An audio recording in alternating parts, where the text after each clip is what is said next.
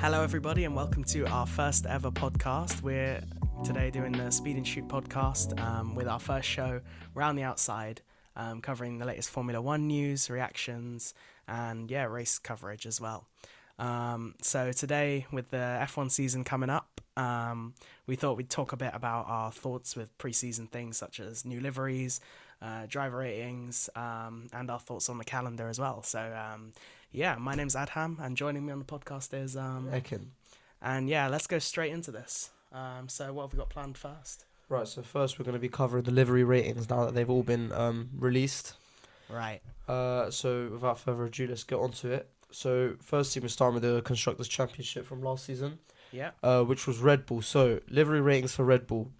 I personally have gone with a 7 out of 10. What have you gone for? Yeah, I personally also gone with a 7. So that's probably quite a consistent start from us. Exactly. So if we mention why, it hasn't really changed from last season, if you ask me. Yeah, and I think that sort of made a lot of people a bit disappointed or angry, especially with the launch being so long, and they basically just lifted the curtain and released the same car as last season. However, we're trying to judge these liveries in isolation. Just by looks. So for example, like I said, it was the same as last year basically, but there was nothing really wrong with last year's car. Yeah, the Rebel livery is really nice to look at. It looks stunning both in the day and night. Sorry. And one thing I do appreciate is that they haven't covered it with carbon fiber, and it still keeps its iconic Red Bull look. Exactly, which we will get onto later on with many cars. For a car that hasn't changed much, I won't give it higher than a 7. But like we said, there was nothing really wrong with it to give it a low score. Definitely a strong look. What you said is true also. It's slowly turning into the iconic Red Bull. You know what I mean? Mm-hmm. Like when you think of a Red Bull Formula 1 car, this is coming to mind now. Exactly. And I think that navy blue looks really great, as I said, but in light and in dark as well. Exactly. So moving on to the unfortunate second place team of last season is Ferrari. What have you gone with? Yes, right. So I have gone with an 8 out of 10. Just one more point from the Red Bull so far taking the lead. What about you? I see. I've gone with a 9. I really like this Ferrari livery. So do you want to give your thoughts first? Right. Well, it's just, how do I put this?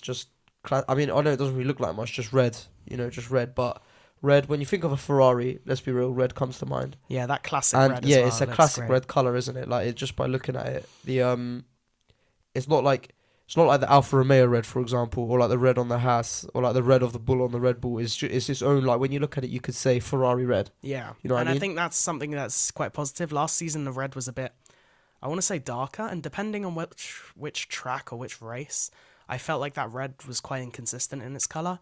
But I think this season they've gone with a staple Ferrari red.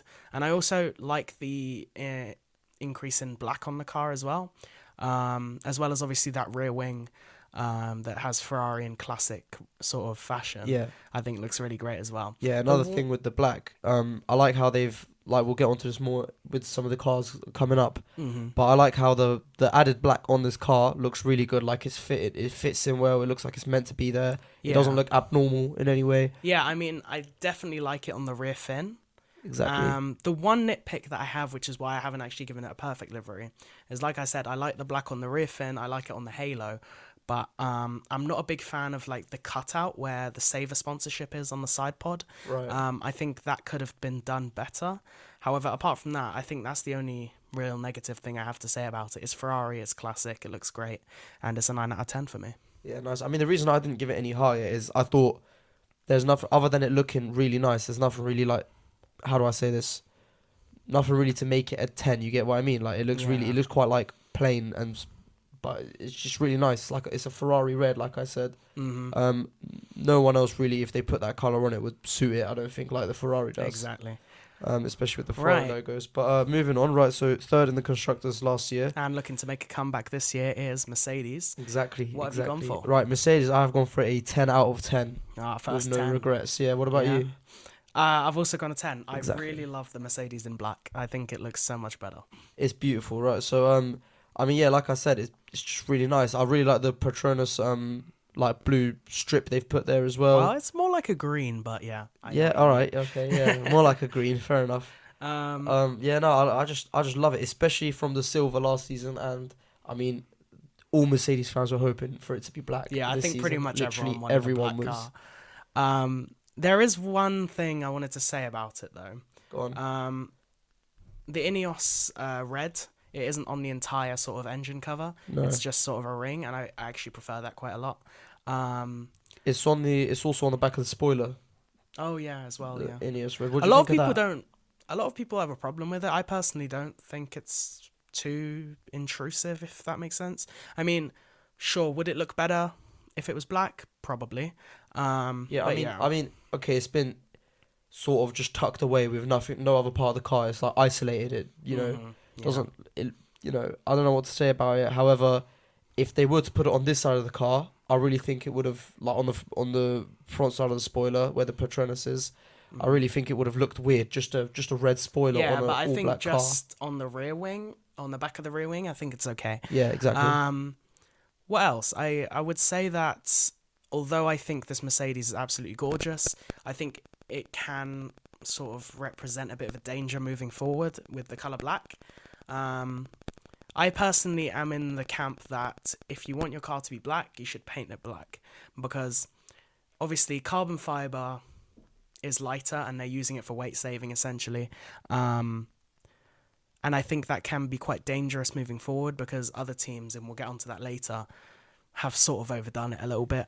And I think there should be some kind of rule coming in from the FIA which states that you should have to paint your car, because part of the spectacle of F1 is, having the cars in different colours. And I think essentially what this will eventually lead to is all cars being black carbon with Just a strip of their like with the original colour. Mercedes with the Patronus stripe. So you think the way it's gonna go, the way it could possibly go, Ferrari, for example, would just be all carbon with spots of red. Yeah, Just a exactly. strip I think of red down the eventually middle. there could be the danger of doing that, because at the end of the day, it's a sport of fine margins. And if there's weight saving in using carbon fiber, then you bet your top dollar that it's going to happen. Loads of teams will start doing it. Exactly, bro. With nothing left to say, I say we should move on. All right. To fourth in the constructors last season, it was Alpine. Right, so I'd let you start off with this one. What did you give them? So obviously Alpine have released 2 liveries, one for the first 3 races, the all pink one. Obviously the BWT sponsorship plays a big part in that, but also the blue one, which they'll be running for the rest of the season. I personally really like the pink one. I gave it a 7 out of 10. Just because it pops, it's not afraid to be different, and I genuinely think it looks nice. And yeah, the pink one, because it's unique, because obviously we know about it with Racing Point, and it's nice to have that colour back on the grid again. I think it genuinely does look a lot better than the blue one. Anyway, what are your thoughts? Okay, so for the pink one that they're going to run for 3 races this season, I've also given that a 7, mainly because I don't see anything wrong with a car, standing out like that. Because now, for example, like I was saying with the Ferrari red, when you see that colour, when you see that car, you can't compare it to another one. Now the pink one has turned into iconic Alpine car. You know what I mean? Like if you see like a pink Formula One car, Alpine's gonna come to your mind. It's a BWT trademark. So yeah, so I guess it's good. It's good for that. However, for the blue one, I originally gave it a 4 out of 10, and that was mainly because of I like the blue and everything. However, the BWT on the side, just random pink there, doesn't really look alright. I guess it's just a random splodge of pink for no reason, and a little bit on the spoiler as well. But saying that, after watching testing today, it didn't look that bad. In person, after I actually saw it, it didn't really look that bad. I do agree with you, to be honest. I think under the lights at Bahrain, it's hard to make a car look bad. Yeah. So what have you given the blue Alpine? Right. Well, I'm still not really liking the color combination, so I guess I'm just gonna have to stick with my 4 just to keep it fair. Yeah. Well, I've given it a 5. Yeah. Sorry? I've given it a 5. It's one of the lower ones. However, I don't hate it particularly. I just think, like I say, with the weight saving, there's a bit of black on the sort of rear end of the car, and it doesn't sort of go with the design. It's more just like black as in just carbon fiber. Yeah. Right. And I don't think it particularly works with the Alpine. That being said, I don't hate it. It's just sort of average for me. Right, perfect. All right, so I've got nothing more to say about the Alpine. Moving on to 5th in the constructors, we've got McLaren. Right, what have you gone for? For McLaren, right, I have gone for a 6 because there are some stuff I love about it. For example, the Google Chrome sponsor on the wheels. That was really I smart. think it's clever to do sponsorships like Yeah, that. exactly. However, the reason I haven't given it any higher is because the fact that they've also got just bits of carbon on it, Hmm. and it almost looks like it's not complete, the car. You know what I mean? Yeah, Like, it's like they forgot to paint some of it. exactly. It's like they've got to that Velo sponsor in the middle, but underneath the engine cover, and they've just stopped. Like they've Yeah. just stopped there. Like they ran out, or they forgot to do the rest. And Yeah, then I think- before they knew it, they had to announce delivery, so they just put that out there. You know what I mean? Yeah, I mean, we'll get onto this with our next car, but I think there's a way of doing the carbon fiber to make it look like part of the car Exactly. rather than just a weight-saving gimmick. Exactly, bro. And I think if you look at the McLaren from above on the bird's eye view, it's all black pretty much. Like Yeah. you can't see much Yeah, orange. you And I can't see think, much like I orange. said earlier with Mercedes, it's a danger moving forward because, we love to see that McLaren papaya on the track, and I think it's slowly fading year after year. Yeah, exactly. I've personally given it a 6 as well because I love the orange, I love the bit of turquoise, but I thought they would have gone back to a more traditional blue. Because they obviously don't have the golf sponsorship anymore. It's gone to Williams. So yeah, I guess that sort of may have skipped their mind or something. I would have liked to see more orange because, like you said, from bird's eye view, it looks almost fully black. Hmm. And like we were saying for the iconic Red Bull, the Ferrari, and the what else did we talk about? The Alpine as well, the pink. I think orange is McLaren's color. Yeah, and we want You to know what see I mean? more of that. Yeah, exactly. Orange is McLaren's color. So That being said, I don't think it's a bad livery. I'm a bit it's- disappointed. yeah, Um, yeah. It had That's the the reason I've- potential, to be much better. Of course, yeah. That's why I've given it a 6 and nothing lower. But like I said, nothing higher for the reasons we've stated. Hmm. You got anything else to say about the McLaren? No, I think We're that's ready to all. move Right, on. let's move on to a real banger. Yeah, in so my opinion. 6th in the constructors last season, we have got Alfa Romeo. Now this car, This is a Wow. good Formula One livery. yeah. This So is a good one. what have to be honest, bro, I'm looking at my thing document here. I've given it a 9, but now when I'm looking at it, I can't remember why I haven't just given it a 10. Hmm. I think I might just have to. Go for it, and I'm just gonna say 10 out You're of gonna 10. say your second 10. My second 10. I love Yeah. this car. I love this car because, I mean, before I carry on, I'll let you say what you rated Yeah, it. well, I gave it an 8. I think it's a really, really strong livery. There's so much I love about it. First of all, red and black is always a win if you ask me. I think that they've done the black with the carbon in a way that suits the car Exactly, and yeah. doesn't look jarring or unfinished. Essentially, it's quite similar to last season's livery. However, they've just swapped the white for black. And I really loved the Alfa Romeo last season, and I'm happy to say that it still looks great this season. I also really love the red on the wheel covers. It just looks like a really complete livery, so I've given it an 8. The reason I haven't gone higher is I don't think there's anything particularly outstanding about it. I just think it's simple, it's effective, and it looks great. So I've given it an 8. Right, yeah, no, I just really like the like you said, the color combination as well, and I like how where it's black, where it says steak on the body, and then switches to red. That just works. Like, it doesn't look weird. It doesn't look like it's not supposed to be there. Unlike, like I was saying for the McLaren, it looks like it kind of just stops and doesn't carry It looks on. unfinished. Yeah. However, that one, the Alfa Romeo, looks perfectly nice, and I like how the as you can see, just the end bit of the engine cover going down by the stake, it just carries on. You know what I Yeah, mean? it's The all black all the way aligned. to the bottom of the car. It doesn't stop anywhere. Like I said, it just works perfectly. Yeah, like I touched on, it's part of the design. It's not just there for weight saving. Exactly. Yeah. Exactly. I've personally got nothing negative to say about it really. Right, now on to the Aston Martin.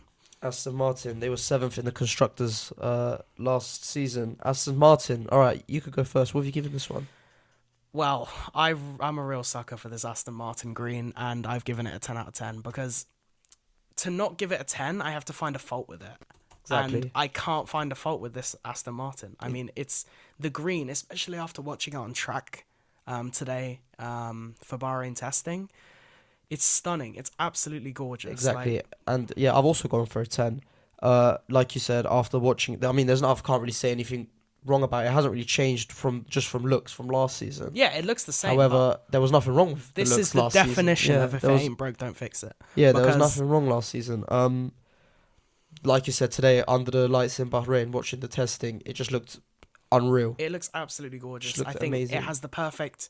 it's not all green. It's obviously got black there as well, and I think it looks fantastic. I love the yellow Aston Martin sort of classic stripe as well on the side. Exactly. I And really like on the back of the spoiler, back of the rear Aramco. wing, the armor coat, the fact that the car's turquoise, whatever. Uh, Yeah. it's meant to be that color, and on the back, on the wing, they've put just blue and green. Yeah. Like they've split it to And the also make it look sponsorship. like I guess the car itself is those colors mixed. You know what I mean? Yeah, I think the sponsorship really works as well. Aston Martin are careful not to put any jarring colours like a certain other team that's coming up. And yeah, I think the sponsors, the colours, the pattern, it all blends to make a fantastic F1 livery. I've given it a 10 out of 10. Exactly. Fair enough. So Um, okay, now moving on to Haas.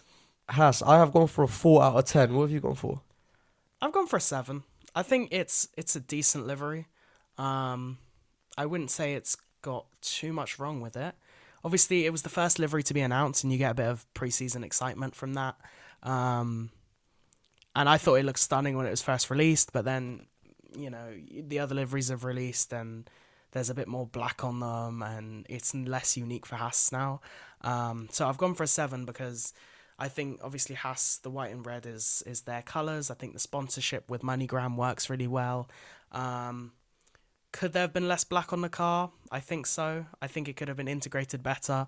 However, that being said, I don't dislike it. I think it's a strong livery, so I've gone for a 7. I mean, I've given it a 4 because when I first looked at it, I guess I just thought, nothing special, like especially for a first livery release. I don't know what I was really expecting, but I guess, yeah, when I just look at it, nothing really special. It doesn't look too bad. That's why I haven't really gone for anything lower. Just classic Haas, like you said. So I guess that sort of wraps up. We haven't really got too much to add on that one.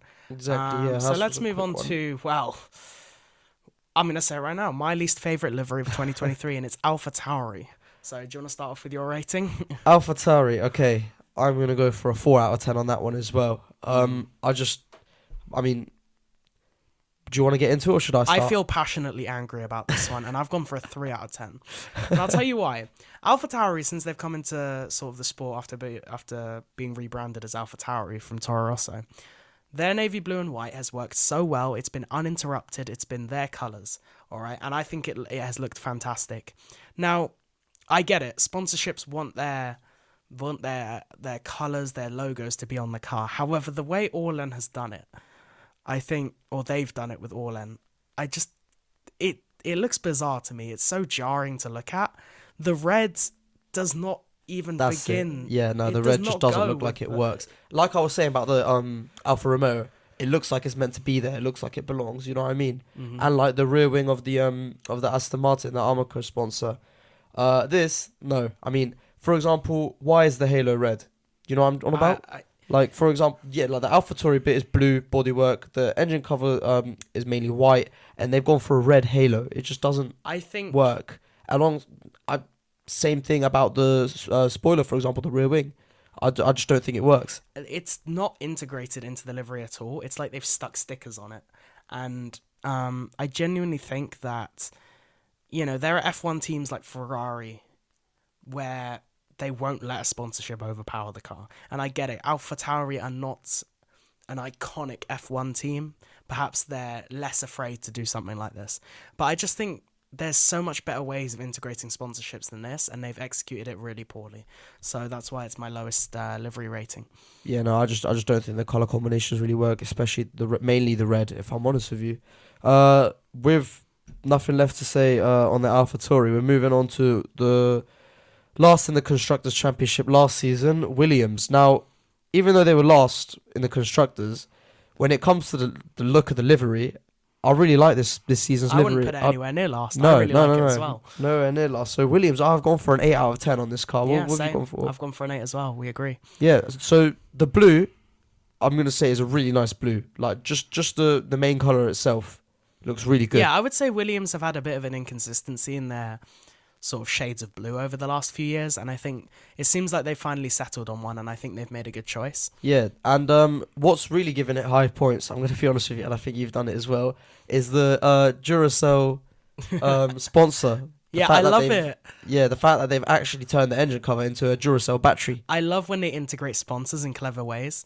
I mean, after we just talked about the horror show that was the integration of Orlen with AlphaTauri, to move on to such a clever way of integrating a sponsorship, I think Yeah, I mean, this beats McLaren's Google Chrome wheel. yeah, I think that was easily. clever, but this is a whole new level of clever. A whole I new, think yeah. obviously giving it just for the sponsorship would be unfair. I think it's a lot better than last season's in terms of it's more of a matte finish, whereas Yeah, the just- Williams just last year looks itself. Yeah, yeah, it's was a nice. bit more glossy, and I wasn't really a fan of that. So yeah, I definitely think it's going to be really trimmed down by the end of the season when they realize it's a second off the pace. Yeah, maybe. However, with the Duracell battery, out of everywhere they could have put it, them putting on the engine cover is really smart. Yeah, it's because smart like because it's the shape of it. yeah, and it shows you the power. engine of the car is a Duracell battery. You know what I mean? Like, Yeah, obviously it isn't, but it just shows you how powerful Duracell batteries this, are. As an This advertisement. podcast is not sponsored by Duracell. In No, case no, anyone it's not, asks, but- we just really like the sponsorship on the car. No, it was smart. You can't say otherwise. It's a really smart way of integrating a sponsor Yeah, so on the Williams car. with that, I think that wraps up our livery rating. So yeah, definitely I would say a strong show of liveries. Some could definitely be better. AlphaTauri. But yeah, moving on to our next segment. So what we're going to talk about next is basically our thoughts on the driver pairs for 2023. I think there's definitely some strong pairs in there. I thought it'd be fun to sort of discuss which teams we think have the strongest driver pairings. So we're going to go in the same order again, starting with Red Bull. Obviously, they have one of the best, if not the best driver on the grid in Max Verstappen. Exactly. Yeah. That gives you the high points. However, I feel like there's a bit of a frosty relationship between him and Perez, especially after what happened in Brazil last season. So Was is that- there was that- potential? When he refused to let him pass. Yeah, when he Yeah. refused to let him. You know, they were fighting for 6th and 7th. It's not like it's a podium or a win. And I don't know if the maths works exactly, but I think Perez would have finished second in the championship instead of third if Verstappen had let him pass. And obviously Verstappen had won the championship with loads of races to go anyway, so it doesn't really make a difference for him. I mean, when it comes down to Formula One teams, obviously they're in the same team, but ultimately they don't really want the other person to win. You know what I mean? Yeah, I think it's just a bit too selfish. Yeah. Like, obviously, if you're fighting for the win, if you're fighting for a podium, if you're having a great race. But Red Bull were having a stinker at Brazil last season. They were 6th and 7th.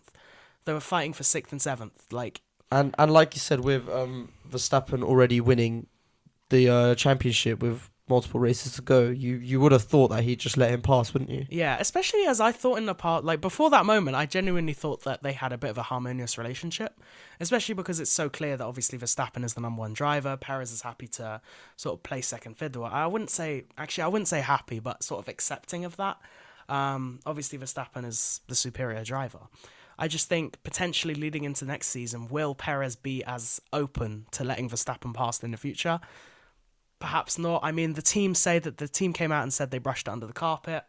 However, we'll really see for real come the first time that Red Bull asked Perez to let Verstappen pass. But for that reason, I've given the driver pair 7 out of 10. Strong pairings, a strong pairing, but you know, a bit of an unknown as well.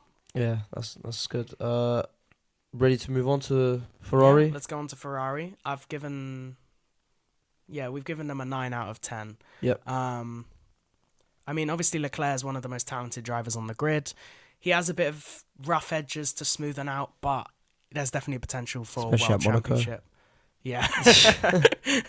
Well, that is one race I cannot wait for this season. Monaco to see if primarily Leclerc can to watch Leclerc, see if he can actually see whether he ruins overcome his own- this Monaco curse this season. Would this be the season he overcomes it or not? Well, I mean, whether I he can't ruins wait. his own race or whether Ferrari do it for him. Yeah, whether Stay the tuned. whether the Ferrari strategy messes it up, whether the Ferrari card messes it up, whether he messes it up, Whether he just sticks it in the wall himself, like, you Or know, there's whether- so much unknown. whether they don't mess it up at all, and he does break this Monaco curse. I just can't wait for it. I really can't wait for it. Leclerc's a strong driver. He's paired with another strong driver. They get along well, and I do wonder though. Sometimes you need a bit of that edge to make it a perfect livery. Not livery, sorry, perfect driver pairing. And I think they might be a bit too nice, if that makes sense. Which is why I haven't given them a perfect 10, but definitely a strong driver pairing. I mean, Leclerc didn't sound so nice after he got told to box, and Sainz was sat in his face. Yeah, I wasn't he? don't think they particularly loved each other at that point, but yeah. To be fair though, that was not none of the drivers' faults, Yeah, it was was. it? It was the the old, engineers' faults. the old Ferrari strategists. I just can't wait for Monaco this season as well, man. I just hope it's going to be an exciting race, but that's a talk for another time. So, moving on, To third in the Mercedes. constructors last season, Mercedes. I can see you've gone quite strong here. You've gone for a 10. Yeah, Like to I explain mean, why? I think Mercedes do have the strongest driver pairing. They've obviously got, statistically, the greatest Formula One driver of all time, Yeah, paired alongside potentially the most exciting Formula One driver as well. I mean In terms of, Russell, one Hamilton's been paired across. I know Hamilton's got the bigger name, but Russell was the only one to bring them a victory last season, and that was at Sao Paulo, if you Yeah, remember, Sao in Paulo. Brazil. Russell brought home the win, the only win for Mercedes last season. and I think that Hamilton, although he comes out in the media and he's all saying that, it's all about the team and, He really wants to win for he himself. wants to doesn't win, he? and it Yeah. would have made him angry for Russell to beat him in the championship last season. I think having that edge, like I said, makes it even a potentially stronger driver pairing. Exactly.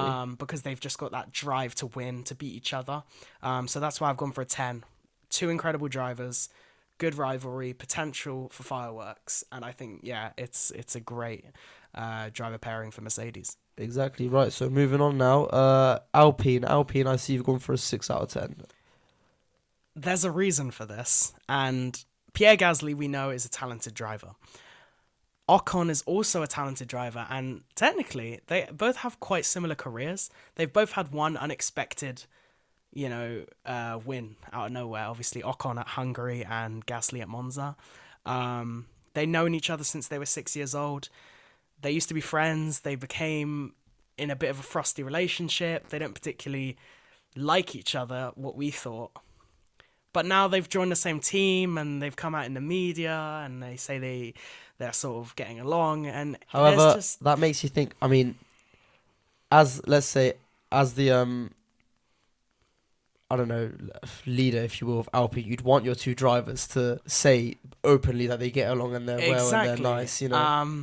So do we trust that entirely? I don't know. I mean, it made sense to bring Gasly in. It's a French team, French manufacturer, French engine, to have two French drivers. Yeah. It makes sense, but I do think there's going to be a moment where there's controversial contact between them this season, and I've given them a 6 out of 10 because I think the drivers are strong. I think Gasly and Ocon are strong You're drivers. just waiting for that moment this season, aren't waiting you? for the contact, waiting for the controversy. I think that is genuinely exciting as well, but from an Alpine team perspective, I don't think it's what they would want. Yeah, I mean, it all comes down to one call from the engineer in one of these races to let the other driver do something, and then at that point, that's when it comes down to personal preference. Yeah, can you imagine if... That's when it comes down to if the driver personally wants that to happen or not. Because then do you think that Ocon, who's been at Alpine for years now, will want the team telling him to let Gasly pass? Yeah, like exactly. the newcomer, I don't think that that's going to happen. I mean, like you said, if a driver's been putting in a shift, doing really well, and then they just get that call, all right,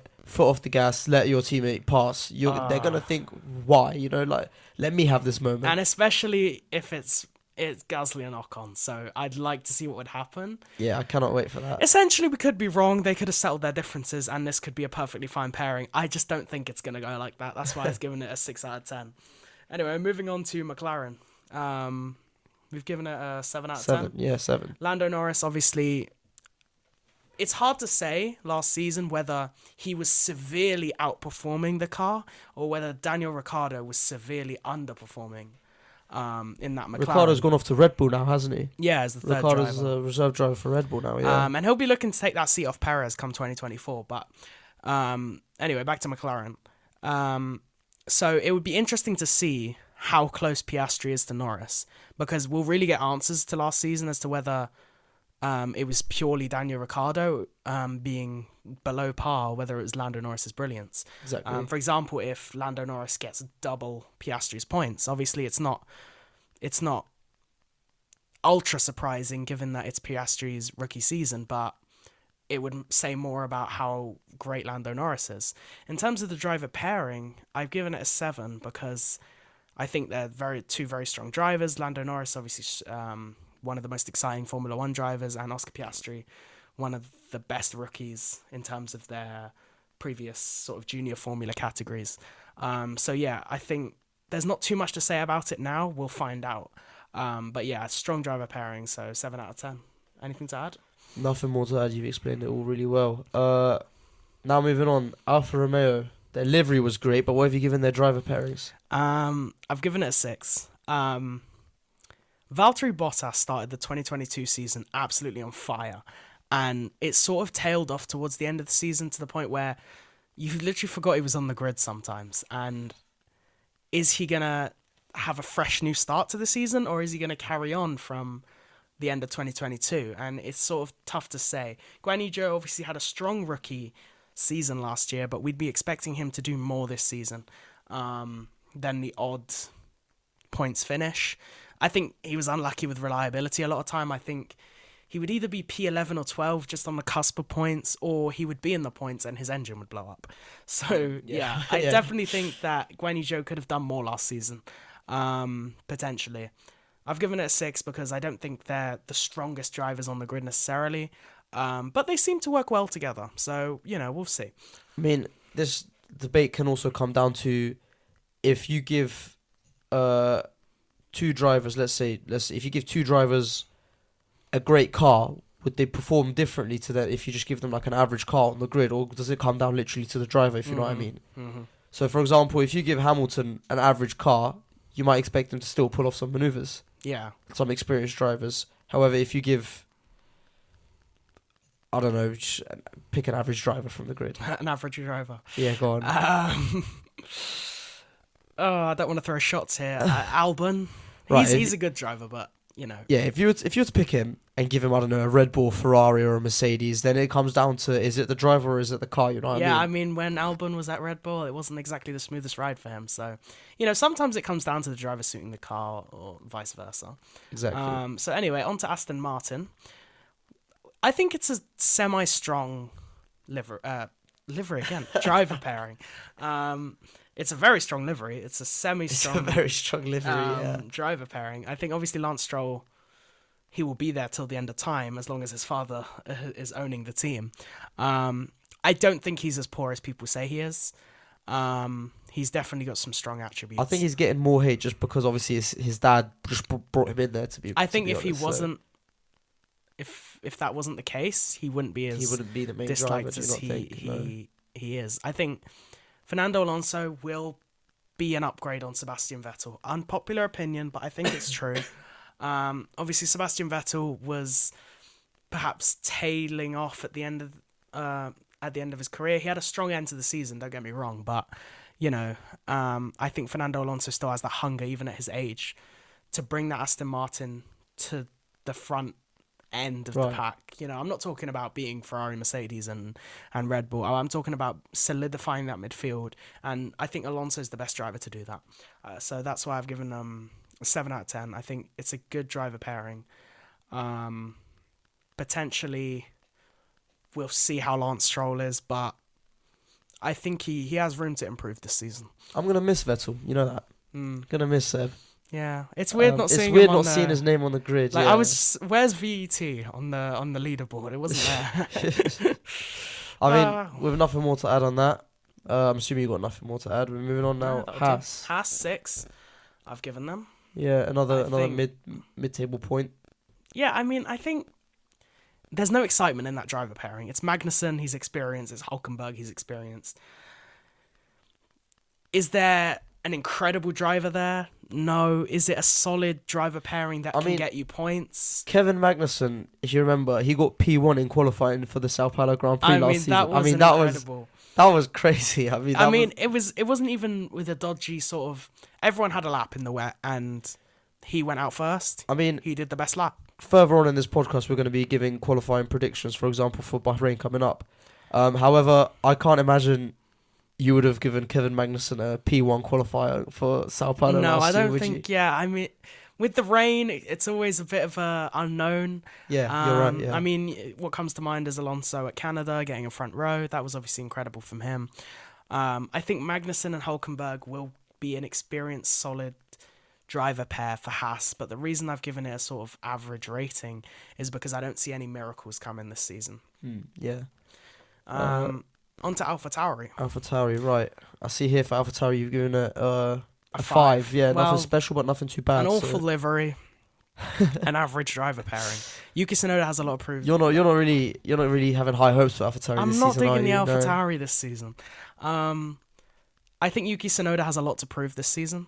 I think I agree, yeah. he's had essentially enough time now, and he needs to show what he's capable of. Otherwise, that seat will be given to someone else.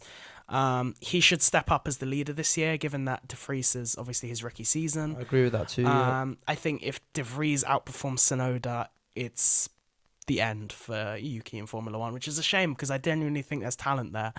I think Tsunoda's going to solidify his place this season. I don't know. Do? I think Yuki's going to show his worth. Well, obviously, we don't know about the performance of the car yet. It could be... You're right, yeah. You'd hope it to be a lot better than last season. Last season, it was a bit awful, especially because Gasly, who had such a strong 2021, couldn't get the best out of it last season. I mean, you're right. We've only, whilst recording this, we've only seen the Day one testing. And obviously testing, you don't know, they don't really push the car to full, Yeah, do I mean, they? the Alpine was at the back of the grid, but I mean, don't we expect saw, that to be the case. whose engine blew up?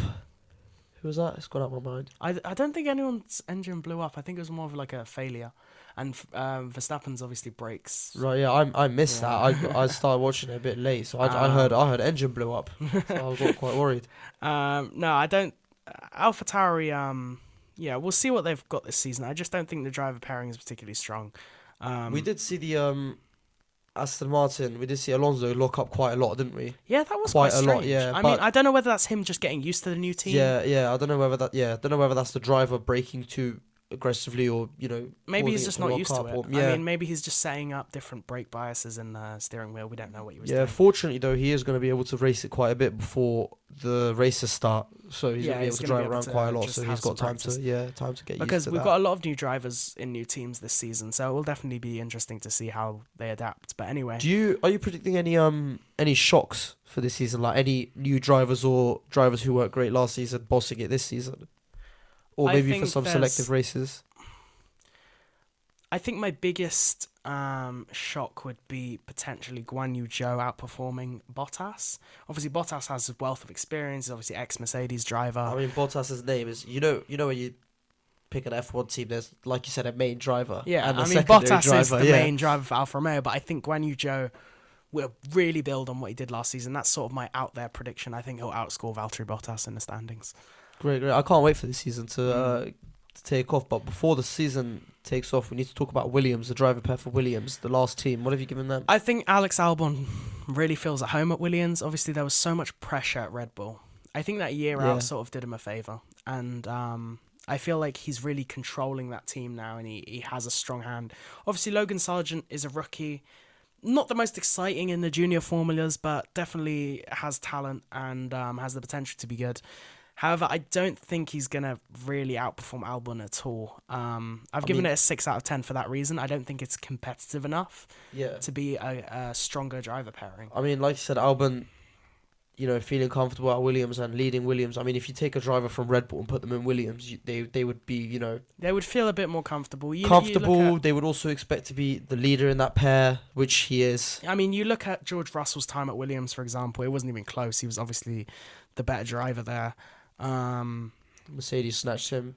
Yeah, they snatched him back. Yeah. But, I think Williams is a bit of unknown. I'm not sure if there'll be really an improvement on last season, potentially, but I haven't really seen enough to say for sure. But yeah, definitely a solid driver pairing. I would say solid, nothing more though. Right, so that concludes the driver pair ratings. Yeah. Now moving on to a new segment. We're going to talk about the 2023 calendar. So we got the 2023 calendar up here. So we're basically just going to go through, give our thoughts, see which races we're most excited for, which ones could produce bangers, our predictions. Yeah, so the first race 1, 3rd to 5th of March, the race weekend in Bahrain. Personally, I cannot wait for this one. I mean, a lot of people will say They prefer Australia to be the opening race just because of nostalgia, but I think Bahrain produces stronger races than Australia. I'm gonna be honest. This is one of my favorite racetracks to watch them on. I genuinely think The- it's a really great start. Obviously, it eats the tyres for breakfast. It does, But- but that's why it's entertaining. For example, like you said, it eats the tires because of all the You can the have height, the different speed, strategies because of speed that. straights, the fast corners, Yeah, I the mean, sharp corners. It's great. I mean, the DRS zones. You could do everything on that track. You know, overtake I with think ease. last season it definitely had a really strong start to the 2022 season. Obviously, it didn't pan out the way that it sort of led us to believe with Leclerc and Sainz picking up the 1-2 and Verstappen's engine blowing up. It ended up essentially flipping, and it was Verstappen who would always win, and Ferrari's engines would blow up. So, it doesn't always give you a good benchmark on what will happen in the season. However, I do think the racing there is strong. And yeah, I'm looking forward to it, definitely. I like it. I've got nothing negative to say about that. If we were to rate it out of 10, it would be a 10 from me. Moving on to race 2. So this is same month, the 17th to 19th of March, the race So we got weekend a in 2-week Jeddah, break there. Saudi Arabia. Yeah. So I think that Jeddah's actually been a welcome addition to the F1 calendar since it came in 2021. I think a lot's been said about on the political side, but obviously we're judging these racetracks purely on a racing perspective.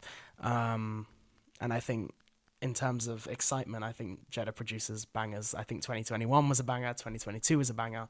There's so much potential for great racing here. I mean, still in the Arab world, it's like I said, moving on to Saudi Arabia from Bahrain, it's still great. Like I said, nothing really negative to say about it. There is a little bit of a negative, and I wouldn't say it's the perfect racetrack. It has a lot of fast blind corners, and that could potentially be quite dangerous. We obviously saw a big crash from Schumacher last season. You're right, yeah. But from a pure fan's perspective, I mean, really this like comes down to racetrack. obviously personal perspectives. Like I said, I quite like the Jeddah track. Yeah. I've got nothing really negative to moving say on to about that. Australia. Obviously, that takes place 2 weeks after Jeddah. Yeah, that closes March and welcomes April, 31st of March to the 2nd of April in Melbourne, Australia. That's race 3 Yeah, I on think the 2023 calendar. I think it's really exciting going to Melbourne. It's a great track, I would say. It's got great atmosphere. There is the slight chance that it can sometimes produce a bit of a boring race. That's why I'm happy that it's not the first race of the season anymore. They've obviously reprofiled the track for 2022, and I didn't think it did too much. It was still a kind of, obviously Leclerc had the big lead and he ended up winning that race, especially because Verstappen had another DNF early in the season. I think it's a strong track. I wouldn't say it's amazing though for racing. So yeah, that sort of closes my thoughts really. I've got nothing more to add to that one. In Australia, it makes the Australians happy that they don't have to wake up at stupid o'clock to watch the races on this side of the world, doesn't it? We have to get up at 6 a.m. Yeah. earlier if you want to watch the 6 pre-race. a.m. is not that bad if you It's ask me. not too 6 a.m. bad. I mean, I an did alright last race. season. It was alright. What angered me was getting up at 6 a.m. for Japan and having to wait for 2 hours until the race actually started because of the rain. Yeah. Moving on, race 4.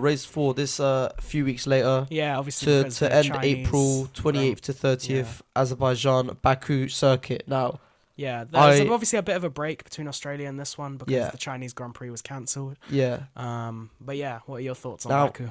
I love Baku. One of the Yeah. best, if not the best, street circuit. The super long straights for overtaking, and we see cars reach very high speeds in Baku, which I guess shows the car.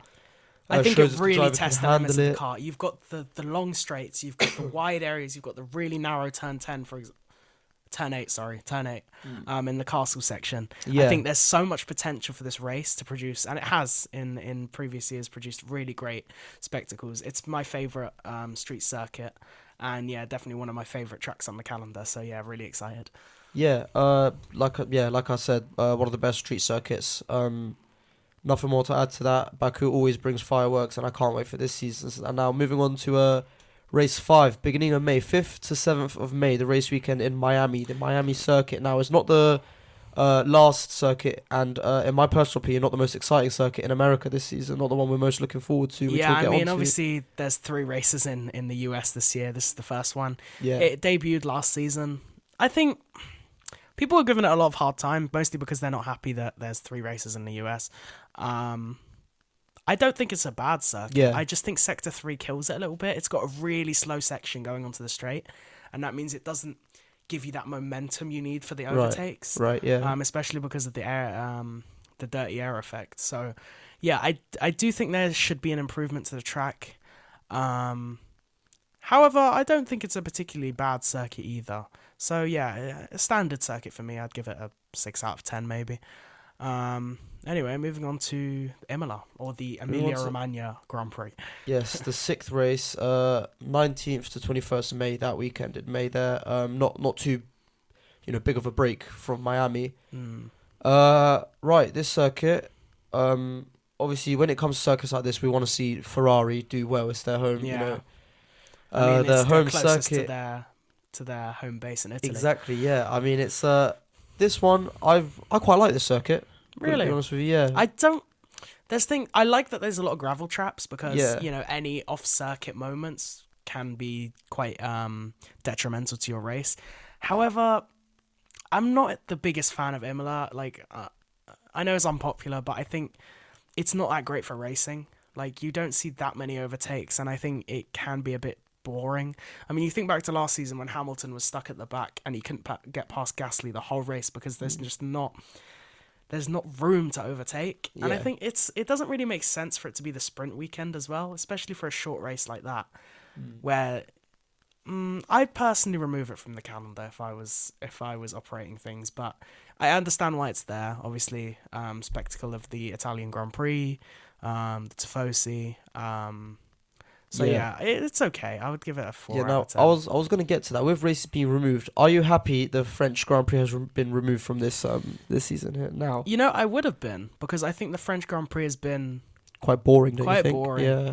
But last season it was alright, actually. I mean, we obviously had the big Leclerc moment when he shunted it into the wall. But Leclerc seems to not do well in his home home country is Monaco, to be honest, but Monaco is also close to France. He close to speaks France, French. yeah. It's Yeah. integrated in France. Yeah, he doesn't seem to do too well there, does he? In French-speaking countries, no. But yeah, personally, I don't think France was that great. I don't think it was the worst circuit on the grid, but I think with having a French team, it's a bit harsh to remove their home Grand Prix. But it's all in contracts and whatever, so we don't really know the details of that. Exactly, bro. Yeah, and we mentioned Monaco. Now moving on to race 7 of the 2023 calendar, concluding May 26th to 28th. That is the Monaco Grand Prix. Now the Monaco Grand Prix is one I cannot wait for this season. You can't wait. I can't wait. You want to see the curse, bro. I want to see Leclerc win his home race. Now right? Monaco, it's quite a narrow, street circuit. It's got the hairpin. But I think it's quite entertaining to watch. Yeah, I definitely think it's the best qualifying of the season because No. it's the most important qualifying because obviously, we're talking about fine margins in Formula One. The thousandth of a second can matter in Monaco because, Of course. if you're stuck behind someone at the start of the grid, you're going to be stuck behind them the whole race unless Ferrari manages to ruin something with the pit strategy. But, I think, course, bro. obviously, I, Monaco, there's not too much to say. It's a staple of Formula Like, One. like I said at the beginning of the podcast when we were talking about I think we were talking about the liveries when I mentioned it. I can't wait to see Leclerc this season in Monaco. You want to see? Is he gonna break the Well, curse? I hope he breaks the curse for his sake. I hope he breaks the curse too. I don't really wish like downfall on him or anything bad for him. However, it's become almost Funny. a funny, well-known thing. Leclerc and Monaco, they just don't seem to gel. work, do they? Yeah, obviously Monaco, it's a unique circuit. It's not really comparable to the others. It's there because it's iconic and it's special. But yeah, moving on to Spain. Now Spain, this one, First race in June. first race in June, The best 2nd month to of the 4th. Yep, it's in Barcelona. This one, Yeah, the Barcelona not circuit, the Valencia circuit. the only circuit in Spain. Well, they got rid of the Valencia one ages ago, but yeah. Yeah, I'm the 23 free calendar, the only circuit in Spain in this calendar. What are you thinking of it for the 8th race? I want to say that it's underrated. A lot of people say that it's boring, but I really think that's quite harsh. Last season, it was quite a decent race. I definitely think it has a similar problem to Miami, or I guess Miami has a similar problem to Spain in that in Sector 3, that final chicane really kills the momentum. Right, yeah. And I think if they just reprofiled that, it could definitely have a lot more exciting overtakes at Spain. I think it's an okay race though. I wouldn't get rid of it. Yeah, it's a strong race. I'd give it a 6 out of 10 as well. Obviously, we're gonna when it actually comes to the race, that's when we're gonna see how the drivers perform, how the cars perform. Whether drivers can just turn what seems to be a boring race into a exciting race. Yeah, I mean Yeah, sometimes it just happens. I mean, we know obviously that Monaco has its limits, but with a track like Spain, I think there's potential for it to be exciting, depending on just how the drivers perform on the day. exactly. If you've got nothing more to add on that, we're moving on to race 9. Not a massive break between this one as well. This one's in Canada, Montreal, on the 16th and 18th of June. Like I said, the 9th race of the calendar. What do you think of this one, the Canadian one? Canada's one of my favorite. It's technically a street circuit. Yeah, technically it is. It doesn't really behaves like a track. It doesn't really give me street circuit vibes. No. I think it's a great track. Obviously, the Wall of Champions at the end, iconic for causing crashes.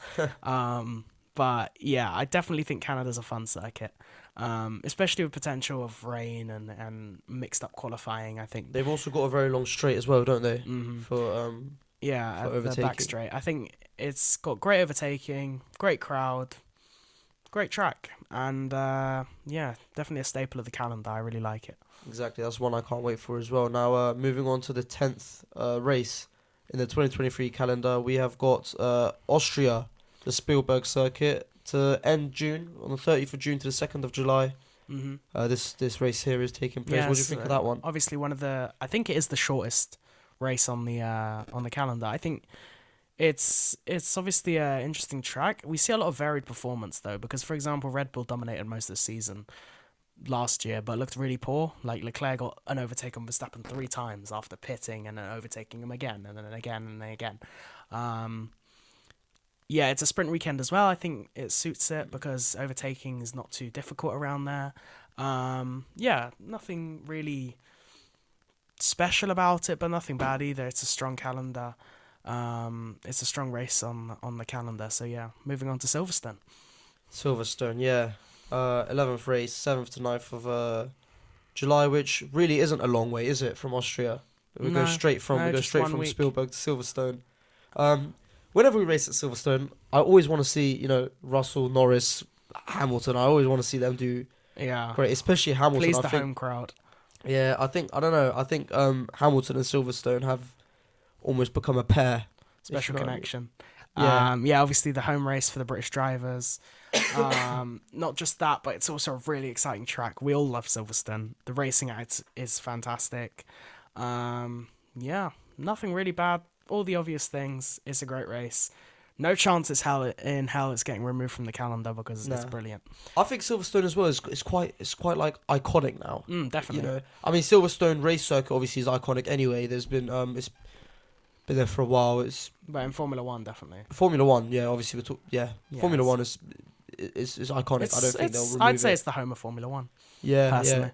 Yeah, exactly. And it's where we see the best action. Exactly that. 12th race. Okay, this one's still in July. This one you have a few week gap. You got 21st to 23rd of July in Budapest, Hungary. I think the Hungaroring has the potential to produce bangers. Comes down to the drivers again, doesn't it? Yeah, comes down to however they're gonna perform. All I can think of from Hungary now is just hard tires and Leclerc. Like why to this day I still cannot understand why Ferrari pit Leclerc on the hards last season. It makes no sense, and it cost him another race win. And that at that moment I believed that the championship was truly dead at that point, because you can't keep throwing race wins away like this. I think Hungary as a track is great. Not much more to say about it, to be honest. Can produce great races. So on to Belgium. Belgium, yes, on to Belgium. The 13th, sorry, not third. 13th race. This one to end July, 28th to 30th. In Belgium, as you said already. What do you think of this one? Yeah, I mean, I had the privilege of attending this Grand Prix last season. You did. Yeah, brilliant spectacle of the Spa. Obviously, it lost a bit of reputation in 2021 because we only had like 3 laps because of the rain. But I think it's definitely an iconic track in Formula One. It's I think the longest circuit. But yeah, definitely can produce exciting races, and yeah, not much more to say about it. Apart from last season, it was a bit boring. I mean, everyone was at a certain pace, and then Verstappen was like a rocket ship, just moving through everyone. And I think he ended up from 14th on the grid, winning by like 20 seconds. So, definitely an interesting observation there. I want to see if that would continue, but yeah, I'd hope that the great racing returns in 2023. Exactly that. Yeah, I got nothing more to add. Race 14. Now we're moving into August. On this one, the 25th to 27th of August. So quite a break. Yeah, so is this after the summer break?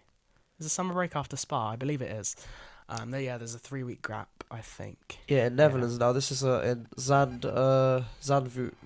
Can't pronounce that. You could Zandvoort. I mean, it's Zandvoort, obviously that's it. 2 Verstappen home races in a row because obviously he's Belgian-born but Dutch national. Yeah. So yeah, I and- think it's a nice classic circuit. I Yeah. like that it's back on the calendar. Has a lot of bendy, fast corners, and those are obviously my favourite to watch in Formula One.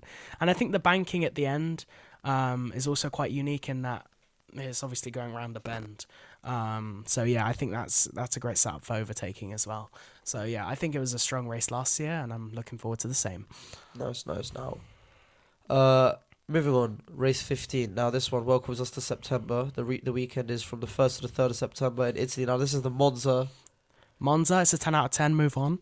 Yeah, I was gonna Monza, say the look I gave you. what is can you say about Monza? Yeah, the look I gave you for the Monza circuit. It's entertaining. It's definitely one of my favourites. I love Monza.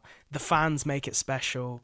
The race circuit is iconic, and yeah, it can produce great races. One thing I would say about Monza is that DRS has such a smaller advantage in Monza than it would in any other track, just because they run the wings so low. So it can actually make it a bit harder to overtake, which is something that I thought was interesting.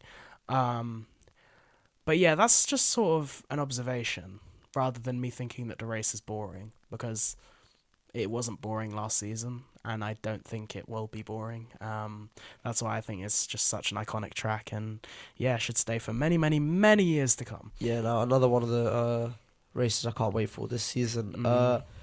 Now after that, race 16, we don't have a big break. This one's from the 15th to the 17th of September in Singapore. Now the Singapore Grand Prix. Adam, talk to me. The original night race Yep. is back once again. It's been slightly reprofiled. I think it's going to do a great job, that reprofiling, because I think it was such a slow section that they've reprofiled. Yeah, I think it will definitely help raceability.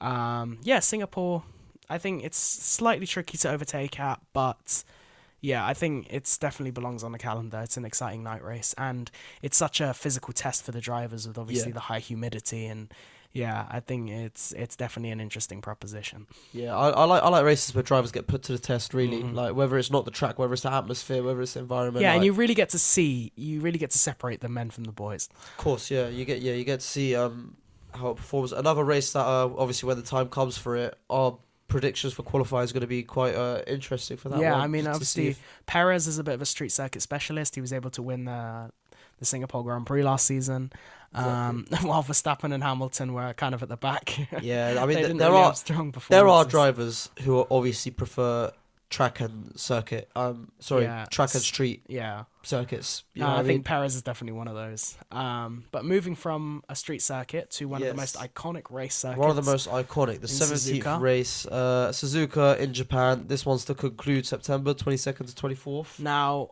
I love Suzuka in terms of watching it. I tried playing it on the F1 game.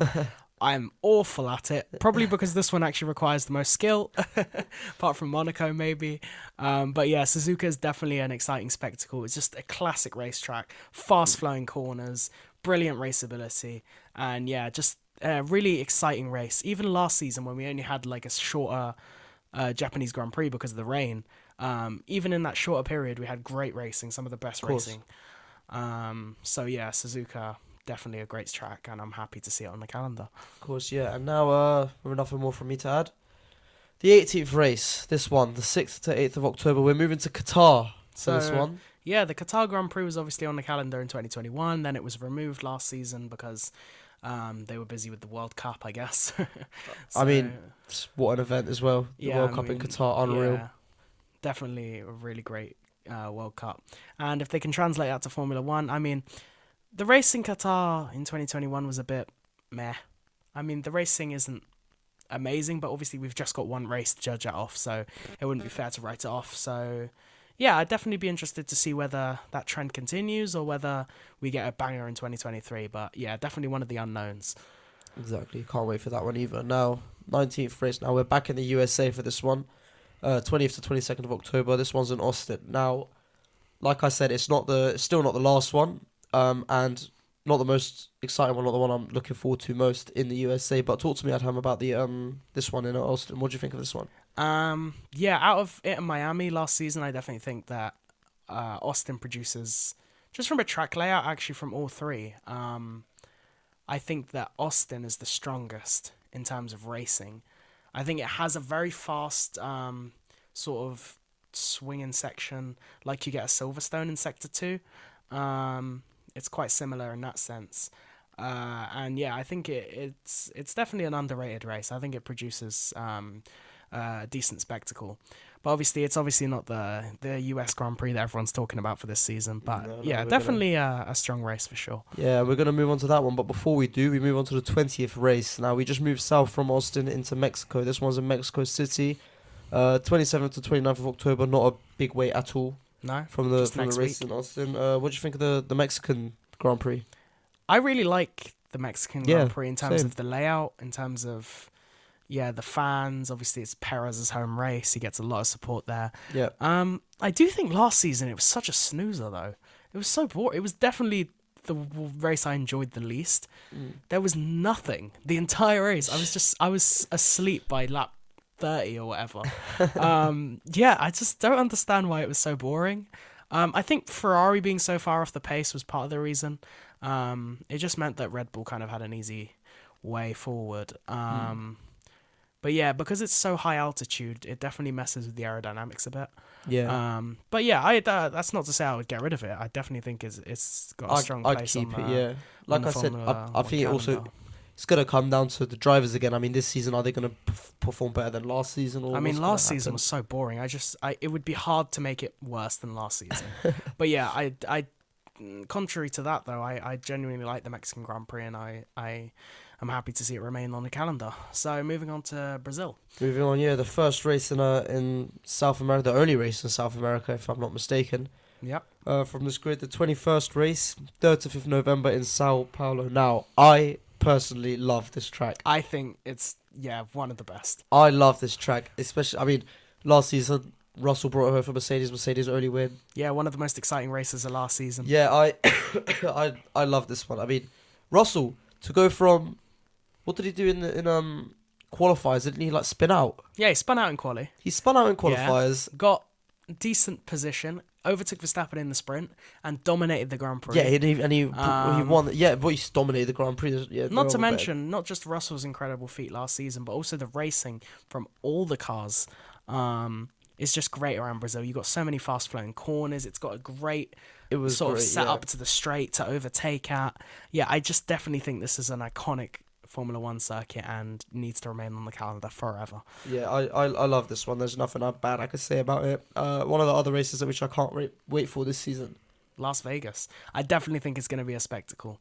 Las Vegas, yeah. There's not too much to talk about it though, because we haven't seen a Las Vegas race before, so we don't really know how the racing's going to be. No, what I think is great about this one, the 22nd race in Las Vegas, is the fact that it's a street circuit on the Las Vegas Strip, like on the iconic Las Vegas Strip. I think that is unreal. I think that'll be a spectacle to watch. We're gonna see Formula One cars on the Las Vegas Strip. Now that's not something you see every day, is it? So yeah, it's definitely something exciting to look forward to. Whether it produces great races or not, we'll wait and see. But until then, we can just talk about our thoughts on.